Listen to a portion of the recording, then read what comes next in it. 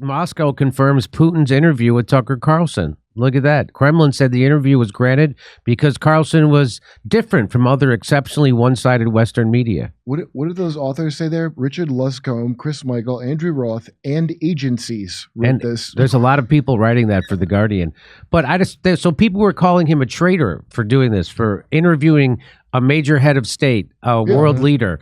Okay, that's okay. That's called propaganda. That piece of shit who interviewed Bin Laden. I hope they got him. Yeah. So if you believe that Tucker Carlson was is a traitor for interviewing the head of Russia, let me disabuse you of that stupid idea and let you know you've been propagandized by corporate media, because corporate media has always interviewed Putin. It wasn't a traitor when this guy did it. That was Bill Clinton's press secretary. That's George Snuffleupagus. He interviewed him. All right. There's Barbara Wawa. When she interviewed him, that wasn't, I don't know who that is, but she's looking good. There's Oliver Stone. When he did it, it was journalism. When Matt, no, it was treason when he did it too. Yeah, it was. But when Matt, who's his name? Matt Lauer did it. It was journalism. When Larry King did it, I love Larry King. When Larry King did it, it was journalism. When Megyn Kelly did it, it was journalism. When Chris Wallace, the bad Wallace, did it, it was journalism. But when Tucker Carlson does it, treason. Yeah, well, he's the wrong guy to do it. That's the rationale. He's not the right person to do it because he's going to interview Vladimir Putin the way all these people interviewed Zelensky. How dare Tucker Carlson do what a shitload of other American so-called reporters have done previously? How dare he take such treasonous action? That's unbelievable. Watch out, Tucker. Soon you might be in line for the vice presidency. That's what I think. Yeah. So here we go. Wait a minute. You ever see all the video of all the celebrities at Putin's birthday while he sings Blueberry Hill? Yes. Yes. Those traitors. So just like Russiagate was a complete psyop, and who was it instituted by? It was instituted by the Clinton campaign and the FBI. The Clinton campaign, which actually funded the P dossier. Remember that dossier? The Steele dossier? It was all fake and made up, and it was funded by Hillary Clinton and her campaign. The P party, you mean? I kept thinking it was like labeled, filed under P. Like I didn't realize that he went to a P party. And then the FBI also lied to the FISA court 17 times by my count, so they could get a phone taps on Donald Trump and his administration. Remember, he said Obama's tapping my phones. Well, that was true. Right. And the FBI had to lie to the FISA court to get those phone taps. And even with all those phone taps, they couldn't get a crime to indict him on. Isn't that amazing? So here is Newsweek exclusive. Tucker Carlson could face sanctions over the Putin interview. That's like fancy canceled, Jimmy. Wow. What are they going to do to him? Are they going to cut off the trucks bringing relief food to his house like they did in Gaza? I don't. Well, this is the EU is talking about putting a travel ban on him. Good luck seeing the World Cup this year. So basically, he could not go to the EU. I'm sure he's already been to the Coliseum. And so why do you think that they're upset that he's doing an interview? A news person, the former #1 news guy in all of corporate media for years, is doing an interview, which everyone always interviews. Why do you think they're upset? They're upset because some truth might come out. Again, you don't get in trouble in news media for telling a lie. You get promoted. Rachel Maddow lied about Russiagate. She lied about vaccines. She's lied about everything, the insurrection. She's lied about everything, and she got rewarded with a $35 million contract, which is $100,000 a day she gets paid by the military-industrial complex, Wall Street, and Big Pharma to lie to you. And that's why Tucker Carlson started telling you the truth. He told you the truth about Syria. Then he told you the truth about Ukraine. He told you the truth about Russiagate. Then he told you the truth about Big Pharma and COVID. And that was the final straw. They fired him, right? Again, Julian Assange is in prison, not because he printed lies, but because he printed the truth. This is exactly what they're afraid of. They're not afraid of lies. They're afraid that he's going to find out some truth from Putin. That's what this is about. And what did they do here? Tucker Carlson Network Fanica just in. Ukrainian President Zelensky has put Tucker Carlson on Ukraine's list of enemies and has put a hit out on his life. Why? All because he's interviewing Vladimir Putin. Zelensky also has been offered an interview by Tucker. Ukraine shouldn't receive another dime from us. And I agree.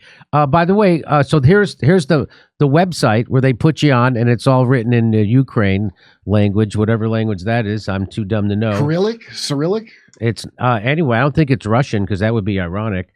No, I'm pretty sure they do have the same alphabet. Wait, is that It's the Cyrillic alphabet. Is that the one that Mate's on and the guy from Pink Floyd? Well, yeah, guess Roger Waters who else is on that hit list. Guess who else is on that hit list? Oh, J to the D is on that hit list. You've been sanctioned. And I've been sanctioned. Can we do the show from a remote location from where you are, Jimmy? So here's Roger Waters. He's on that. Here's Elon Musk. They put him on that. So I guess I'm in good company. He donated internet to them. So American journalists interview someone after they just killed Gonzalo Lira, another American journalist. Yep. They put me and other Americans on a kill list, and we're still funding them. The United States is not outraged over this. Imagine if Putin was doing that. Imagine if an American journalist went to interview Zelensky and then Putin put him on a kill list. You imagine the outrage that would be from the U.S. government, the State Department, and corporate media of all stripes. They would go crazy. But when they do it, when Ukraine does it, nobody even mentions it. I'll mention it here. Thank God, Jimmy, they're so corrupt. Most of the money that goes to this is siphoned off before they can make good on the kill list. So here is... this is my favorite press secretary.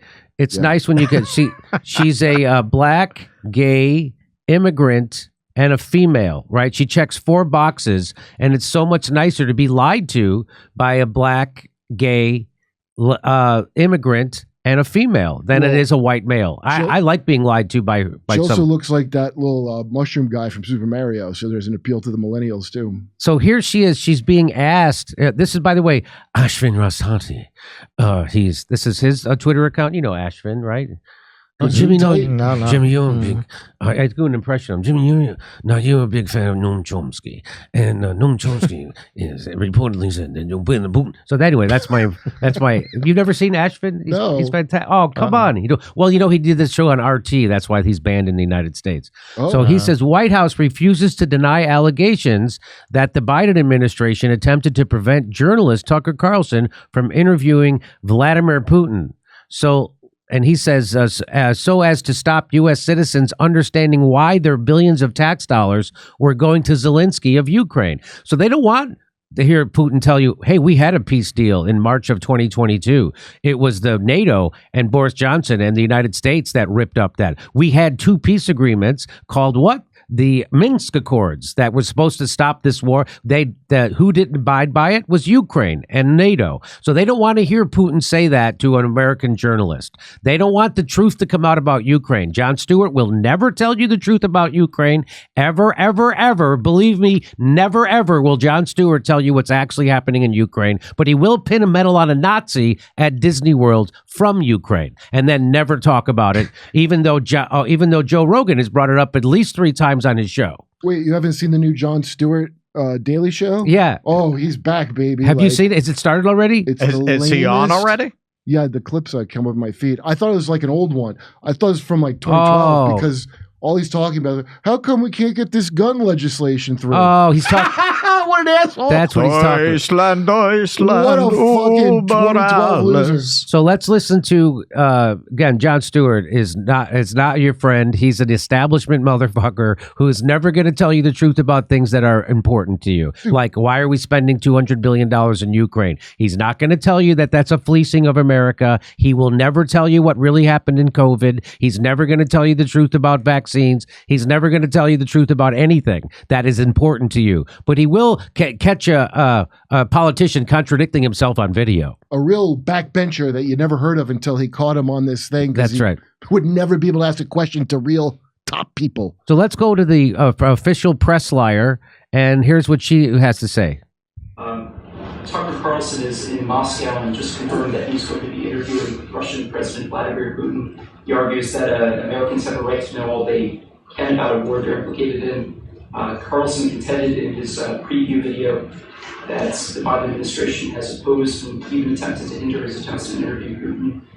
Do you have... Wait, say that last part again? The Biden administration has allegedly attempted to prevent him from interviewing Vladimir Putin. Do you have a comment on... So I think she looks down so much, not because she's looking for her notes, it's because she can't even look into the camera anymore and say this bullshit. But her question, so he's asking her, did the White House try to prevent Tucker Carlson from interviewing Vladimir Putin? And let's hear what she says. Either the interview or that allegation? Absolutely not.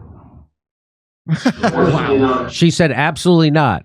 And then now the guy's going to clarify. Absolutely not. You guys didn't try to so let's listen. Absolutely not a comment, to be more clear, period. So I think what she's saying is absolutely I'm not commenting. Isn't that what she just said? Is that what you heard? Let me play it again. Let's play it again. Okay. Tucker Carlson is in Moscow and just confirmed that he's going to be interviewing Russian President Vladimir Putin. He argues that Americans have a right to know all they can about a war they're implicated in. Carlson contended in his preview video that the Biden administration has opposed and even attempted to hinder his attempts to interview Putin. Do you have... Wait, say that last part again? The Biden administration has allegedly attempted to prevent him from interviewing Vladimir Putin. Do you have a comment on either the interview or that allegation? Absolutely not. He asked her, do you have a comment on that allegation or do you have a comment on the interview? And she said, absolutely not. That she doesn't have a comment on the allegation or on the interview. So that's what she was saying absolutely not to. And Ashvin was right. So let me throw it to my panel. What do you Well, this story is absolutely infuriating. And you have all the liberal class running around. I literally saw someone call Tucker Carlson a fifth column. What is a fifth column? It's a term they used to use in the Cold War for a secret Soviet aligned movement. I thought it was like a fifth wheel. No, I saw somebody say, "Hey, look at this one man fifth column." I said, "Look at this one man revival of Joseph McCarthy." It is amazing to me that you get all of these people who think of themselves as liberal. Yeah. And a foundational origin story of the liberal class was always Joseph McCarthy. That's right. And the dangers of McCarthyism. These are the same people who lined up to see good night and good luck because they interpreted it as a repudiation of the Bush administration. Yes. Yeah. And now they are exactly those people. Who do you resemble more? The Joseph McCarthy, Richard Nixon people? Nixon was the arch nemesis for these people. It's particularly the MSNBC adult boomers who at one time, oh my God, Nixon. He was Nixon would look at you guys and go, you're John Birch. You're off the charts right wing. Would you say it's as if Carl Reiner forgot to explain that to Rob Reiner? Very much. That's an excellent example. These people are so fucking dangerous. They are dangerous. And so the people who are supposed to be standing up and calling this out, of course, people like Cornel West, right? They're not. Right? Because, and Chris Hedges wrote Dimensions of Fascism, Jimmy. Dimensions. And Chris Hedges, and I don't want to pick on Cornel West, but he was a hero of mine until I interviewed him. Maybe we should pick on you. And you don't interview your heroes, Jimmy. And so now the people who are supposed to be standing up and pointing this out, who called on the liberal left, aren't doing it. And Chris Hedges wrote a column recently about how the medical associations in America and in Western Europe are failing to stand up for the people in Gaza and just for bombing hospitals and things like that. And he has a great paragraph that you could apply to this right here. He said that those people are not going to say anything. Most people I know, this is what I say, most people I know aren't going to say anything about them calling Tucker Carlson a traitor for doing journalism, and they won't speak out against this type of banana republic nonsense because there's a cost involved, and at that cost they are unwilling to pay. Right. Chris Hedges says they fear being attacked, They fear destroying their careers. They fear losing funding. They fear a loss of status. They fear persecution. They fear social isolation. This fear makes them complicit. Just like the people who were afraid to speak up during Russiagate, just like the people who were afraid to speak up during COVID and the lockdowns and the mandates, and now they're afraid to speak up when they're criminalizing their political opposition, whether it be January 6th protesters, whether it be Donald Trump or Stop Cop City protesters, or whether it be, this is the same. Why aren't they doing it? Because they're afraid. And the people who didn't speak up during COVID, their fear makes them complicit. The people who didn't speak up during Russiagate, their fear makes them complicit. Guess who did? Guess who broke through that fear? People at the gray zone. They told the truth about it. Guess who broke the jagoff comedians? They told the truth about Russiagate, Syria. We told the truth about Seth Rich. We told the truth about the rigging of the primaries. We told the truth about COVID and lockdowns and mandates. And now we're telling the truth about the billionaire class and the liberals. What are they doing? They're criminalizing their political opponents. Yep. And that's what this is. Now they get Ukraine to put Tucker Carlson on a kill list. And now Europe's trying to sanction him from travel. And people in America at the tippy top of liberal culture are calling him a traitor for doing journalism. That's why they want Julian Assange dead. They're the exact opposite of what they claim to be. They're not liberals. They're authoritarian fascists. That's what really is. But they want you to be afraid of your fascist next door. Don't be afraid of the fascist. The fascist is coming from the government. It's coming from the tippy top of your corporate media, and it's coming from the tippy top of your political organizations. Those are the fascists. Those are the people who are lying to you. Those are the people who are discrediting truth tellers, and they don't even want people interviewing world leaders. That's how bad because they can't lose. If you lose the narrative, they lose control of the narrative, then they have to start disappearing people, and that's a lot harder. They're trying to disappear Julian Assange right now, and now Ukraine's trying to disappear Tucker Carlson. They tried to do it to Russell Brand, and believe me, they've tried to do it here. But what do you have to say to this, Russ? It's just absolutely disgraceful because at one time it was understood that that's a scoop. Yeah. Like if you got the opportunity to interview somebody who was a quote unquote enemy of the United States, that would be a scoop. That would be a coup. People understood. That's your job as a journalist. If you ever see the original Superman, they have a scene where Lois Lane is interviewing Fidel Castro. So what, and this is a popular movie, right? And obviously Lois Lane is a positive character. So what are they saying? She's a great journalist. In this all-American kind of movie, they convey that she's a great journalist by showing she was able to get an interview with Castro. Now, you would never see that scene in a movie. Right. Right? Because now she's a traitor. What do you have to say about this, Kurt? I hate millennials because they've been training them. This is the generation where all that bullshit cancel, all that shit came from. And they've been trained right on all these like just absolute midwit kind of blogger personality types that moved their way up in the ranks of the media and then did these little hostage situations inside the media. And to quote the great Thomas Friedman, ate it from the inside out like exotic hornet larva. And a bunch of them now, it was funny, a bunch of them now are like, oh, I now renounce cancel culture. And a bunch of them have gotten, because it's really now. Well, because it came for them now. Anybody who's saying this, oh, Tucker shouldn't interview Putin, like, there's no way there's enough people that stupid to not know that's fucked up.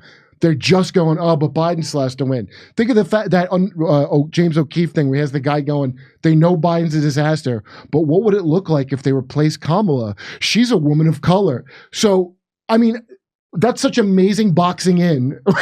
Like, they're all just terrified and they know better. It's like the thing you just read. They all know better and they're complicit because of that. But it's all coming apart. I mean, this is a big part of why Joe Biden is losing badly everywhere in every poll all around the country. I think he's down by 5 in Michigan by average, because now I can even see it, because when I see people who are this fundamentally stupid that they're getting behind this, Tucker traitor, they're really old and really white. The people I see talking like that, it's a very small number of people. Their coalition is crumbling. All they have left are the most privileged, out of touch members of the liberal class who can still buy this shit. Well, and Al Sharpton. Well, he's the mummy of Al Sharpton they have. Exactly. They put his head on the wall. Hey, come see us do a live stand-up show. We'll be in Bend, Oregon, Portland, Seattle, Philadelphia, Avenel, New Jersey, Boston, Palm Springs, Stockholm, Amsterdam, Rotterdam, Berlin, and London. We're adding a second show in London. The first show sold out. See you there.